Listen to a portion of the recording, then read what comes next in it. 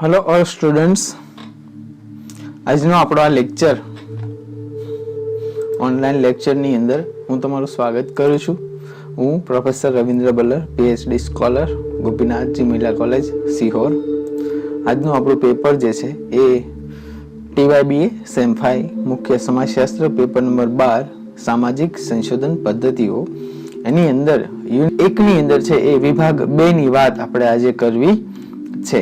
તો એની અંદર છે એ વૈજ્ઞાનિક પદ્ધતિના સોપાનોની વાત આપણે અહીંયા કરવાની છે.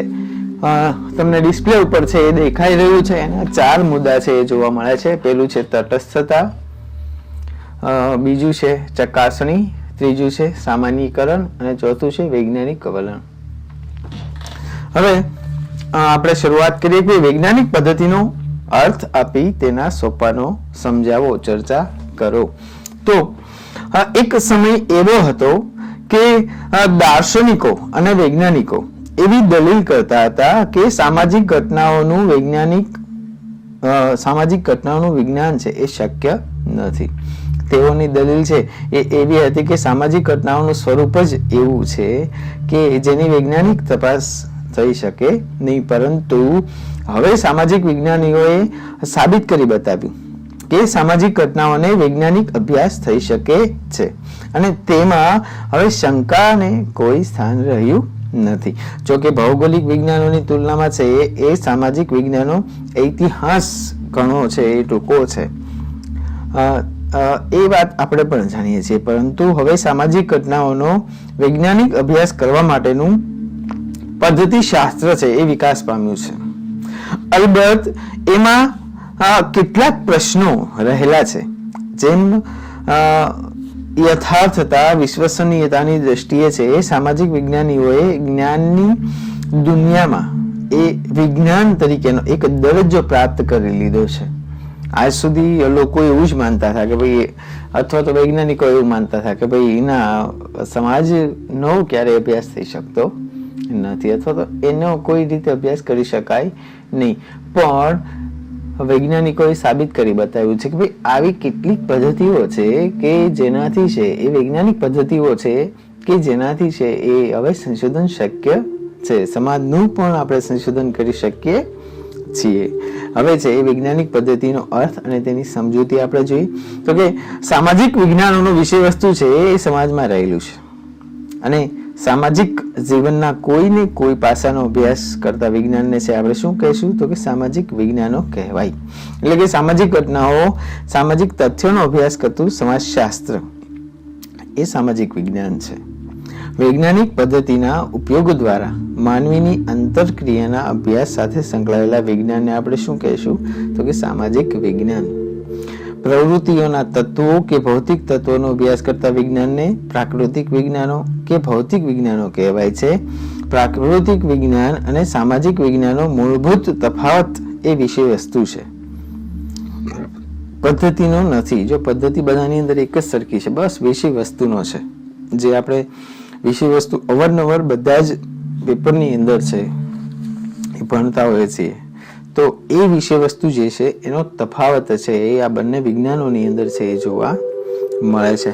તો આની અંદર છે એ વસ્તુલક્ષિતા, હકીકતતા એને તપાસવા માટે છે એ આપણે વૈજ્ઞાનિક પદ્ધતિનો ઉપયોગ છે એ કરતા હોઈએ છીએ. તો આની અંદર છે કેટલાક વિદ્વાનો છે એ સમજાવવાનો પ્રયાસ કરે છે. એની અંદર છે એ લુડબર્ગ નામના વિદ્વાન છે.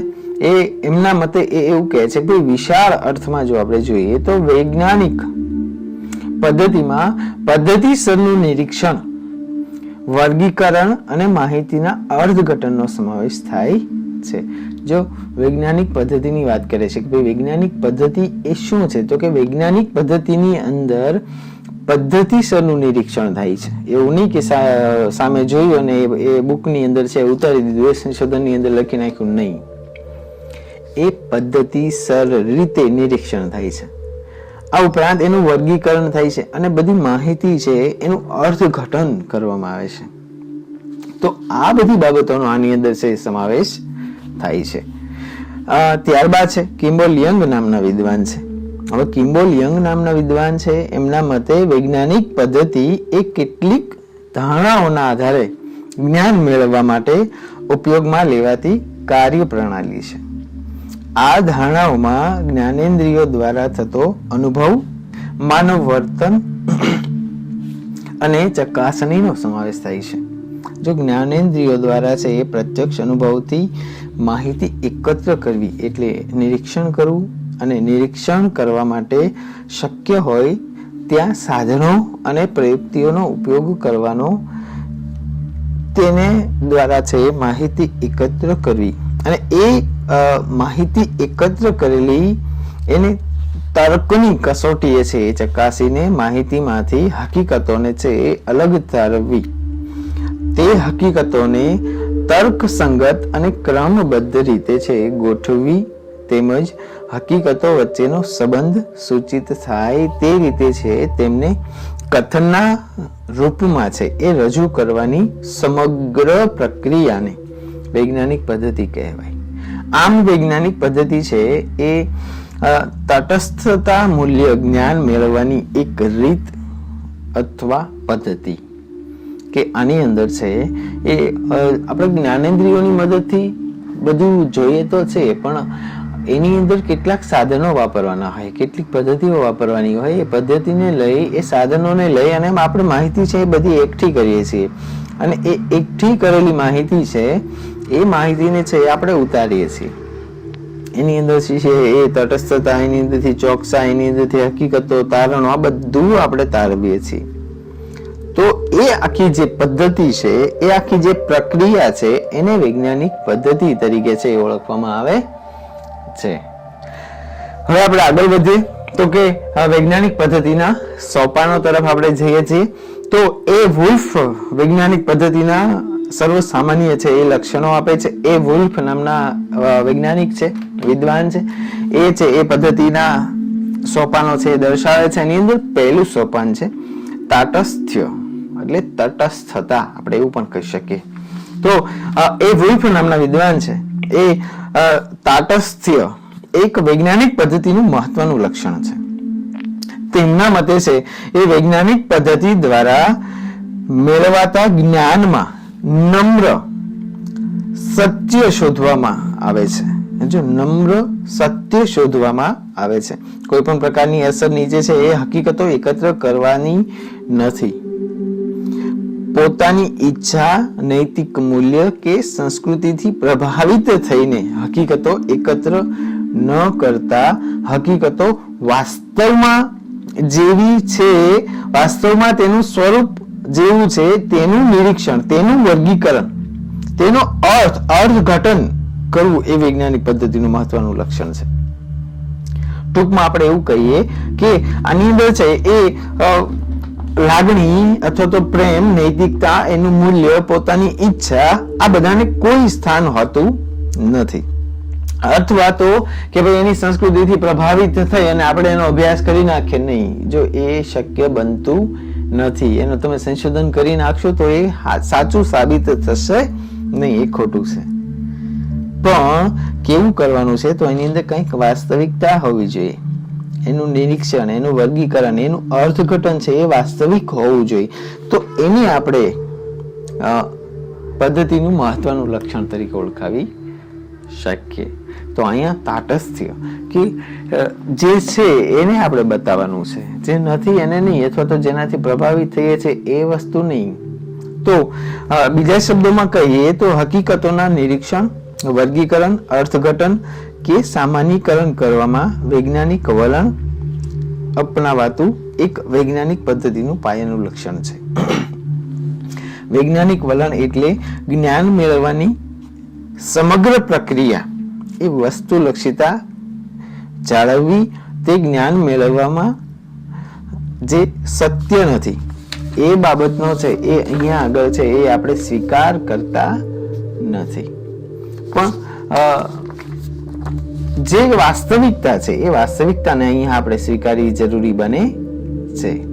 તો નૈતિક, ધાર્મિક, રાજકીય, દાર્શનિક મૂલ્યોથી પર રહેવું અને બુદ્ધિની પવિત્રતા જાળવવી.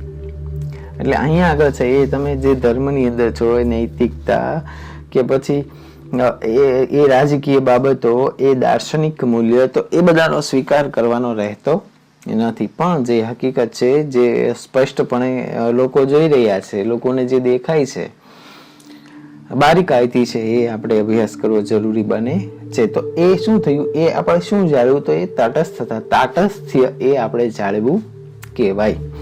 ત્યારબાદ છે ચકાસણી. તો એ વુલ્ફ નામના વિદ્વાન છે, એ અનુભવજન્ય ચકાસણીને છે એ વૈજ્ઞાનિક પદ્ધતિનું બીજું મહત્વનું લક્ષણ ગણે છે. તો કે વિજ્ઞાન ચકાસણીજન્ય છે, એટલે સ્વાભાવિક રીતે તે વૈજ્ઞાનિક પદ્ધતિમાં પણ ચકાસણીને પ્રાધાન્ય આપે છે. અહીં જે માહિતી એકત્ર કરવામાં આવે તે સાચી છે કે ખોટી, તે અંગે છે એ પ્રશ્ન ઉઠાવવામાં આવે છે. આધાર પુરાવા વિના માહિતીને હકીકત તરીકે છે સ્વીકારવામાં આવતી નથી. એ જ રીતે છે જે નિયમ કે સિદ્ધાંત સ્થાપવામાં આવે તેને પણ અવિરતપણે ચકાસણી કરવામાં આવે છે. કોઈ પણ વ્યક્તિ છે જ્યારે સંશોધન કરી લે છે તો એનું સંશોધન એમ જ સાચું માની લેવામાં આવતું નથી, પરંતુ એની ઉપર છે એ ચકાસણી થાય છે કે ભાઈ એમને જે બતાવ્યું છે એ શું એ માહિતી હકીકત લક્ષી છે કે નથી, અથવા તો કોઈ પણ સિદ્ધાંત સ્થપાયો છે તો એ સિદ્ધાંત હકીકત લક્ષી છે કે નથી.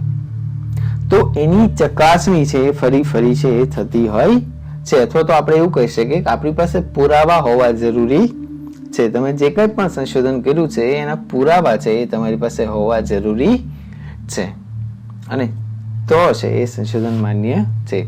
તો વૈજ્ઞાનિક પદ્ધતિના સોપાનની અંદર એક ચકાસણી પણ જોઈ શકીએ છીએ. ત્યારબાદ છે સામાન્યીકરણ. તો વૈજ્ઞાનિક પદ્ધતિ એ પ્રાથમિક રીતે વસ્તુઓ અને ઘટનાઓના પ્રકારો અને વર્ગો સાથે સંકળાયેલી છે. તેનું મુખ્ય ધ્યેય છે એ પ્રકૃતિમાં રહેલી વ્યવસ્થા શોધવાનું છે. આ માટે તે નિરીક્ષણ કરેલ હકીકતોની સર્વ સામાન્ય લાક્ષણિકતા શોધવા પ્રયત્ન કરે છે.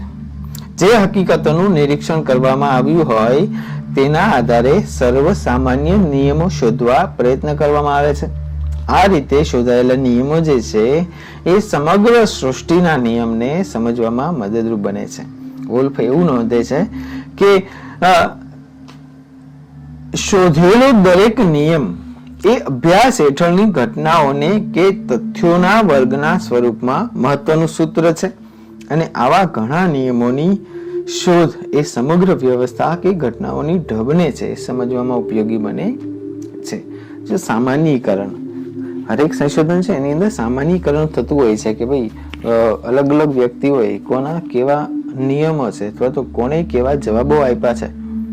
હકીકત, બધા વચ્ચે હકીકત શું છે, આપણે હકીકત શોધવી છે ને કે ભાઈ કોઈ પણ હોય કે ભાઈ ગરીબી હોય કે બેકારી હોય કે દહેજ પ્રથા, શું દહેજ પ્રથા ઉચ્ચ વર્ગની અંદર જોવા મળે છે? તો કે આપણે બહુ બધા લોકોને પ્રશ્ન પૂછશું, કોઈ સાચા જવાબ આપશે, કોઈ ખોટા જવાબ આપશે, પણ સાચા જવાબ જે લોકો આપે છે એનું આપણે જાજુમત કરશું, અને જાજુમત જો હશે તો આપણે એમ કહેશું કે હા ભાઈ ઉચ્ચ વર્ગની અંદર દહેજ પ્રથા જોવા મળે છે. તો શું થયું? આ સામાન્યીકરણ થયું. તો એવી રીતે છે એ વૈજ્ઞાનિક પદ્ધતિના સોપાની અંદર છે સામાન્યીકરણ પણ વપરાય છે. ત્યારબાદ છે વૈજ્ઞાનિક વલણ. તો કે વિજ્ઞાન અને વૈજ્ઞાનિક પદ્ધતિ એ પ્રાથમિક રીતે છે વૈજ્ઞાનિક વલણનો પણ નિર્દેશ કરે છે. વૈજ્ઞાનિક સંશોધન સમસ્યા પરત્વે તે અંગેની માહિતી મેળવવામાં, માહિતીનું પૃથ્થકરણ કરવામાં તેમજ સામાન્યીકરણ કરવામાં વૈજ્ઞાનિક વલણ અપનાવવું જરૂરી બને છે. પ્રોફેસર વુલ્ફ કહે છે જેમ વૈજ્ઞાનિક વલણ કાર્યકારણની સાર્વત્રિકતામાં શ્રદ્ધા ઉપર આધારિત છે. કોઈ પણ વિષય વસ્તુને વૈજ્ઞાનિક પદ્ધતિ દ્વારા અભ્યાસ કરનાર હર કોઈ વ્યક્તિમાં વૈજ્ઞાનિક અભ્યાસ કરનાર કોઈ પણ વ્યક્તિમાં એ વૈજ્ઞાનિક અભ્યાસ કરનાર હર કોઈ વ્યક્તિમાં વૈજ્ઞાનિક વલણ હોવું એ આવશ્યક છે. વ્યક્તિ જ્યારે અભ્યાસ કરવા બેઠે છે તો એની નજર છે એ નજર છે સાદી હોવી જોઈએ નહીં, એ વૈજ્ઞાનિક રીતે છે એ કામ કરતી હોવી જોઈએ. વલણ, માણસનું જે વલણ છે, તમે લોકો ભણો છો, આપણે સમાજલક્ષી મનોવિજ્ઞાનની અંદર ભણીએ છીએ, તો સ્વાભાવિક છે કે માણસનું જે વલણ છે એ વલણ કેવું હોવું જોઈએ, તો કે એ વલણ છે એની અંદર છે એ વૈજ્ઞાનિકતા હોવી જોઈએ, કે તમે જે જોવો છો એ વૈજ્ઞાનિક નજરથી જોવું જોઈએ. ક્યારે? કે જ્યારે તમે સંશોધન કરો છો, પછી ઘરની અંદર બેઠા હોય તો વૈજ્ઞાનિક પદ્ધતિથી જોવાય નહીં. મહેમાન આવ્યા હોય તો એને વૈજ્ઞાનિક પદ્ધતિથી ન જોવાય કે શું કામ આવ્યા હશે, એનું કોઈ મહત્વ હશે, એનું કંઈ પણ એક્સેટ્રા એક્સેટ્રા, એવું ન જોવાય. કે સંશોધનની અંદર છે એ એક વૈજ્ઞાનિક વલણ છે એ આવશ્યક છે. અહીંયા આપણે આ એક પ્રશ્ન છે એ પૂરો કરીએ છીએ. ત્યારબાદ છે એ આપણે ઉપકલ્પના ઉપર જશું. હવે અહીંયા આગળ છે એ આપણે ત્યારબાદ જે પ્રશ્ન છે બીજા વિભાગનો બીજો પ્રશ્ન જે છે એ છે ઉપકલ્પનાનો અર્થ આપી તેના લક્ષણો જણાવો. તો આપણે અહીંયા જોઈએ કે ઉપકલ્પના, હવે સંશોધનની શરૂઆત કરવા માટે છે એ વૈજ્ઞાનિકે કોઈ પણ પ્રશ્નરૂપ વિધાન છે એ રચવું પડે, અને આવા પ્રશ્નોના આધારે છે એ વૈજ્ઞાનિક સંશોધનો પ્રારંભ થાય છે. બીજા શબ્દોમાં કહીએ તો સંશોધનનો હેતુ વૈજ્ઞાનિક પદ્ધતિઓના ઉપયોગ દ્વારા છે એ પ્રશ્નનો ઉત્તર મેળવવાનો છે. આવા પ્રશ્નરૂપ વિધાનને ઉપકલ્પના અથવા તો પરિકલ્પના તરીકે આપણે ઓળખાવી શકીએ છીએ. એટલે કે સંશોધન અમુક પ્રકારના પ્રશ્નરૂપ વિધાનથી જ શરૂ થાય છે. આવો પ્રશ્ન ગમે તે સ્વરૂપનો હોઈ શકે છે, જેમ કે આમ શા માટે બને છે, શું શિક્ષણનું સ્તર નીચું જઈ રહ્યું છે, વિભક્ત કુટુંબ સંયુક્ત કુટુંબનું સ્થાન લઈ રહ્યું છે, સંયુક્ત કુટુંબ અને કોટિક્રમિક જ્ઞાતિ વચ્ચે સંબંધ રહેલો છે, ગરીબ લોકો છે એ વધુ ગુનાઓ કરે છે, અથવા ફૂલની દુનિયાના લોકો વધારે આત્મહત્યા કરે છે, સ્ત્રીમાં વધારે આત્મહત્યા છે કે પુરુષ વધારે આત્મહત્યા કરે છે, ઘરેલું હિંસાનો ભોગ કોણ બને છે. તો જો આવા કેટલા બધા પ્રશ્નો છે કે જેનું જ્ઞાન આપણે છે એ મેળવવા ઈચ્છતા હોઈએ છીએ, કે જે પ્રશ્નરૂપ માત્ર વિધાન છે આપણી પાસે, આપણે એના વિશે કશું જાણતા નથી, માત્ર એક વિધાન છે. તો એ વિધાન જે છે એને આપણે ઉપકલ્પના તરીકે ઓળખાવી શકીએ, જે કે જેની ચકાસણી છે એ હજુ બાકી હોય એને આપણે ઉપકલ્પના તરીકે ઓળખાવી શકીએ. પેરેટો નામના વિદ્વાન છે, એ એવું કહે છે કે ભાઈ માનવીની સામાજિક ક્રિયાઓ બિન તાર્કિક છે, બિન તાર્કિક તર્ક વગરની ક્રિયાઓ છે. પછી વેબર એવું સૂચવે છે કે ભાઈ વેબરે રચેલી ઉપકલ્પના આ પ્રમાણે હતી કે ભાઈ પ્રોટેસ્ટન્ટ આચાર આધુનિક મૂડીવાદના વિકાસ માટેના વિવિધ કારણો પૈકીનું એક આવશ્યક કારણ છે, અને આ કારણનો પ્રોટેસ્ટન્ટ આચાર ન હોય તો આવી ઔદ્યોગિક મૂડીવાદી અર્થવ્યવસ્થા વિકસી શકી ન હોત. હવે આ એક સમજવું બહુ અઘરું છે, જો આના ઉપર છે તો એક આખો લેક્ચર વયો જાય, પણ આપણે એની અંદર છે એ પડતા નથી. ટૂંકમાં આપણે વિદ્વાનોની વ્યાખ્યા ઉપર જઈએ કે ઉપકલ્પનાનો અર્થ અને એની વ્યાખ્યા જો જોઈએ તો એની અંદર છે એ આપણે વુડવર્થ નામના વિદ્વાનની વ્યાખ્યા લઈએ તો વુડવર્થ નામના વિદ્વાન એવું કહે છે કે ભાઈ ઉપકલ્પના એક એવું કામચલાઉ સામાન્યીકરણ છે જેની યથાર્થતા સામાન્યીકરણ છે જેની યથાર્થતા તપાસવાની બાકી હોય છે. જો આપણે ઉપર પણ વાત કરી કે ભાઈ વુડવર્થ નામના વિદ્વાન છે એવું કહે છે કે ભાઈ એક કામચલાઉ વિધાન છે કે જેની યથાર્થતા ચકાસવાની છે બાકી છે, એટલે એ કામચલાઉ જ છે કે એનું હજી એના ઉપર સંશોધન થયું નથી, માત્ર વિચારણા ચાલે છે. તો એવું એક કામચલાઉ તમારું સંશોધન આખું પૂરું થઈ જાય ત્યાં સુધી એ કામચલાઉ વિધાન જ છે, પણ તમારા સંશોધનનું નિરાકરણ જ્યારે છેલ્લે આવે છે કે ભાઈ ચાલો મારું સંશોધન થઈ ગયું, આવા પ્રકારનું તારણ આવ્યું છે, મારું વિધાન સાચું છે, ત્યારે એ ઉપકલ્પના ખરી બને છે. એવું અહીંયા વુડવર્થ નામના વિદ્વાન છે કહેવા માંગે છે. એ ઉપરાંત છે કે હુટે અને હર્ટ નામના વિદ્વાન છે એવું કહે છે ભાઈ ઉપકલ્પના એક વિધાન છે, એ ફાઇનલ છે, એક વિધાન છે, તેની યથાર્થતા તપાસવા માટે છે એની ચકાસણી કરાય છે કે સાચું છે કે ખોટું, એ માટે છે એ ચકાસણી કરાય છે. તે એક એવો પ્રશ્ન છે જેનો જવાબ મેળવવાનો બાકી હોય છે. અને આવા ઉપકલ્પના એ સામાન્ય પણ હોઈ શકે છે, સામાન્ય બાબતને અનુરૂપ પણ હોઈ શકે છે અને વિરુદ્ધની પણ હોઈ શકે છે. હકારાત્મક પણ હોઈ શકે છે, નકારાત્મક પણ હોઈ શકે છે, કોઈ પણ બાબતને લગતી પણ હોઈ શકે છે, સામાન્યથી જટિલ તરફ પણ જતી હોઈ શકે છે. એટલે કોઈ પણ હોઈ શકે, પણ માત્ર એ વિધાન છે કે જેની યથાર્થતા છે એ હજી ચકાસવાની બાકી છે, એને આપણે ઉપકલ્પના તરીકે છે ઓળખાવી શકીએ. ત્યારબાદ છે પીવી યંગ નામના વિદ્વાન છે એવું કહે છે કે ઉપકલ્પના એક એવો કામ ચલાવો કેન્દ્રીય વિચાર છે જે સંશોધનના પરિણામનો આધાર બને છે. જો એ કામ ચલાવ વિધાન પણ કયું છે, જો કામ ચલાવ કેન્દ્રીય વિધાન એટલે મુખ્ય કેન્દ્ર બિંદુ સંશોધનનું એ કામ ચલાવ વિધાન છે. એ વિધાન છે એના ઉપરથી આપણે સંશોધન કરીએ છીએ. જો વિધાન નથી તો આપણું સંશોધન પણ નથી. એટલે એનું જે પરિણામ આવે છે એનો આધાર છે એ ઉપકલ્પના છે બનતી હોય છે.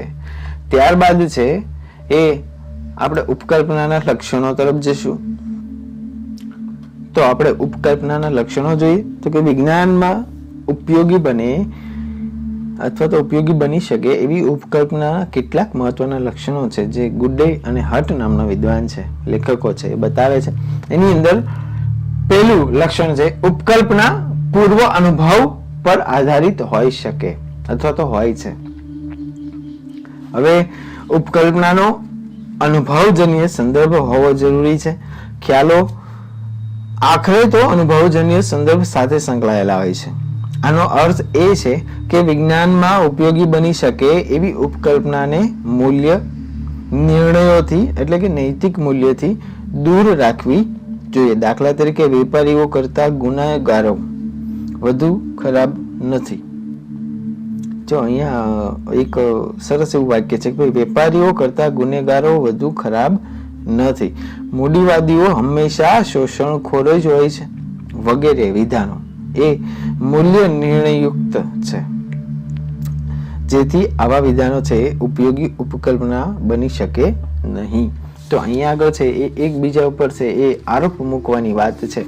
તો એ છે એ એવા વિધાનો છે અહીંયા હોવા જોઈએ નહીં. અનુભવજન્ય સંદર્ભ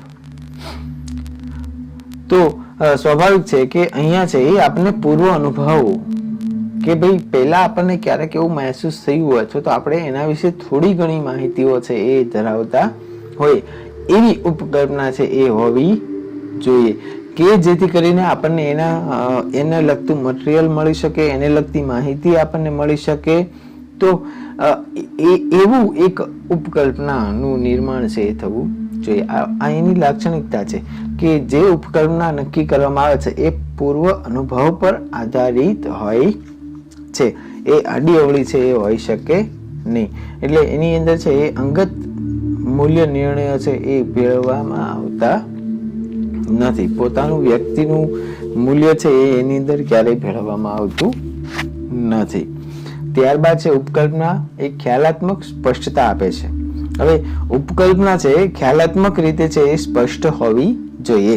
મીન્સ કે ખ્યાલો સ્પષ્ટ રીતે છે એ પરિભાષિત થયેલા હોવા જોઈએ. હવે એની અંદર ગુડ અને હટ એવું કહે છે કે અહીં ફરીથી એ જ બાબત પર ભાર મૂકીને છે એ નોંધવું જરૂરી છે કે ઉપકલ્પનામાં વાપરેલા ખ્યાલો એ સ્પષ્ટ હોવા જોઈએ, સંદિગ્ધ અને અસ્પષ્ટ નહીં હોવા જોઈએ.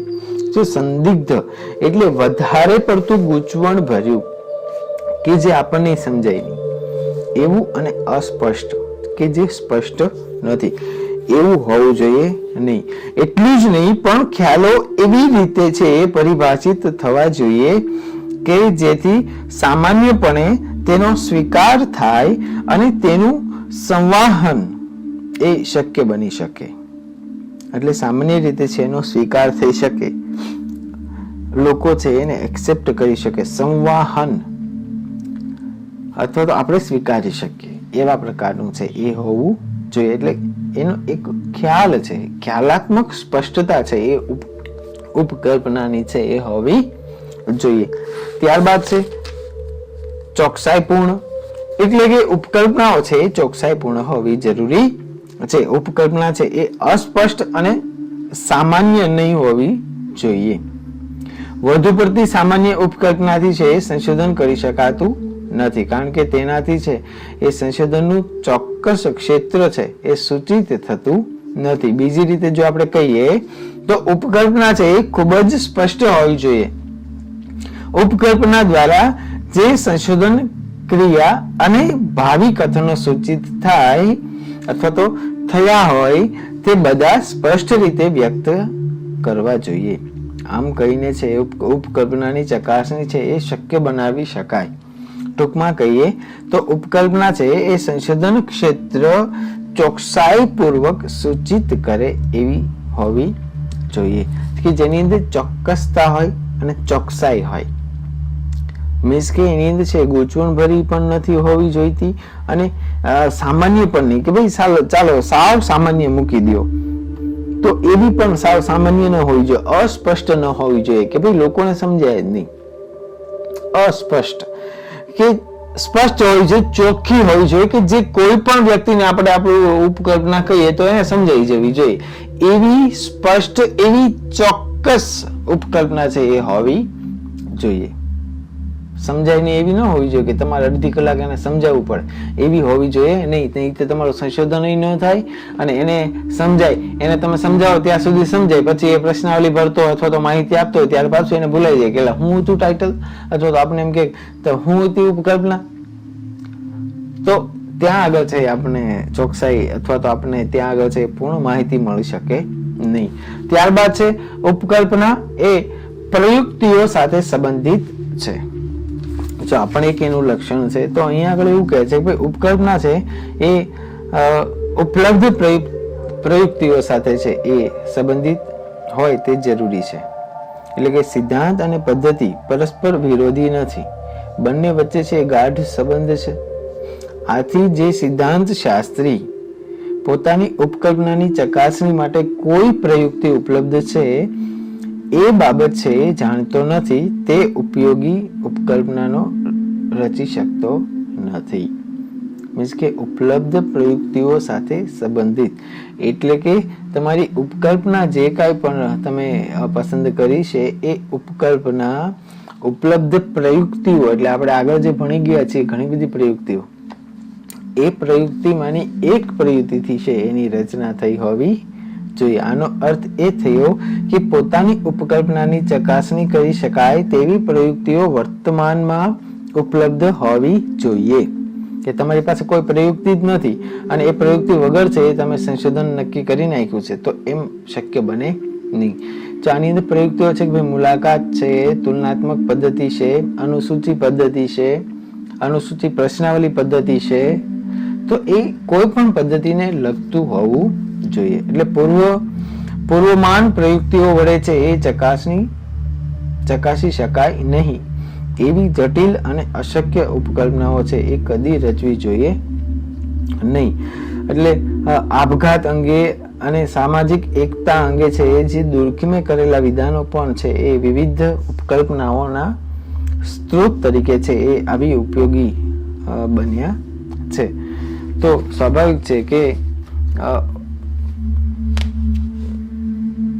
અહીંયા આગળ છે એ પ્રયુક્તિ વગર છે એ ક્યારેય ઉપકલ્પના છે એ ગોતવી જોઈએ ને. એટલે કે ઉપલબ્ધ પ્રયુક્તિઓ સાથે છે એ સંબંધિત આ એક એનું લાક્ષણિકતા છે આપણે જોઈ શકીએ છીએ.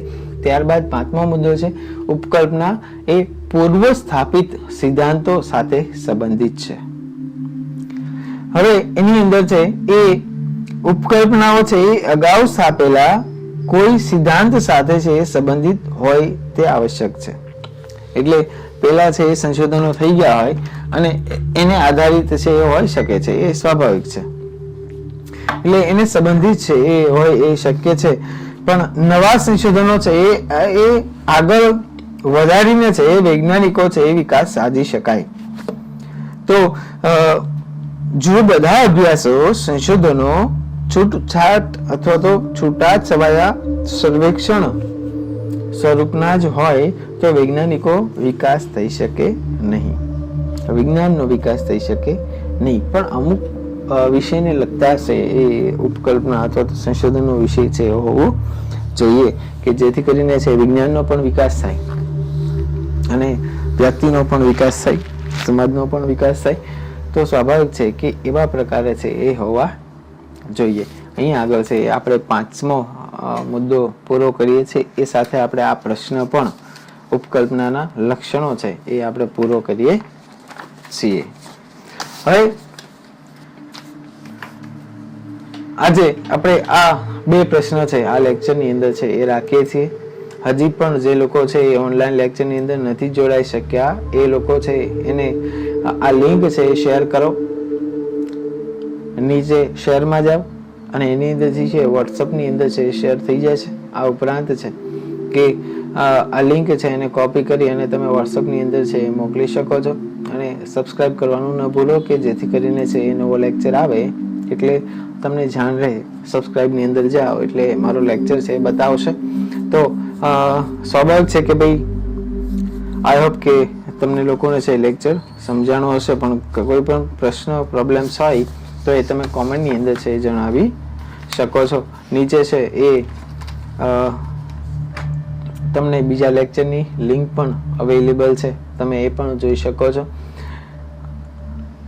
તો અહીં આગળ છે હું રજા લઉં છું. Thank you.